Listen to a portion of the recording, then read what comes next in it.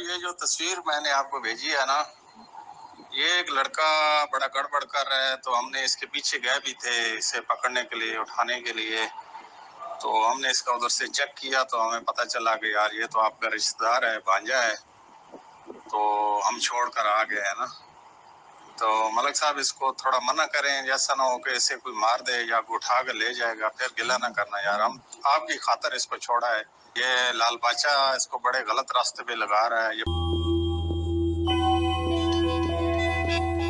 چې مشر موږ سره رابطه وکړه چې راشئ موږ د مومندو یو تنظیم جوړو، تاسو راشئ موږ چلته لاړو، په تنظیم باندې چې کله خبرې وکړې یا بس پوسټونه موسټونه وشو، د هغې نه بعد بیا دا وایس او دا دمکې نه میلاوېږي.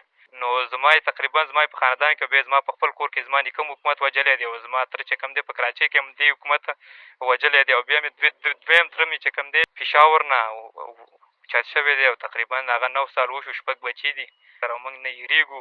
بس ما دغه 2 خبرې تاخیري وکړې، که وجنې هم تیار یم او که جیل ته مې بوځې هم تیار یم، خو زه پي ټي ایم نه پرېږدم.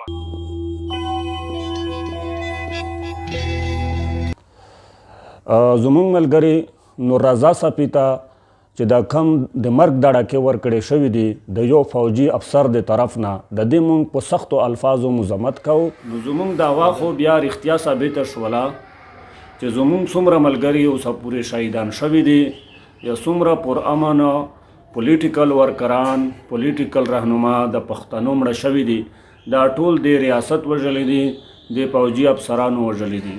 نو موږ غوښتنه د دوی نه کوو او دوی ته دا میسج ورکوو چې دغه کار دې پرېږدي، که نه د دې به ډېرې خطرناکې نتیجې راوځي. د ریاستي ادارو لخوا دا سلسله روانه ده، که دا بدماشي بنده نه کړې شوه نو ډېره زر به موږ د ضلع باجوړ او د ضلع مومند یو مشترکه احتجاج راغواړو، او په هغې کې به بیا د عوام ته وړاندې کوو چې د کومو نمبرونه د چا د طرفه کوم کسانو د طرفه زموږ د ملګرو ته دا دمکیانې میلاو شوي دي.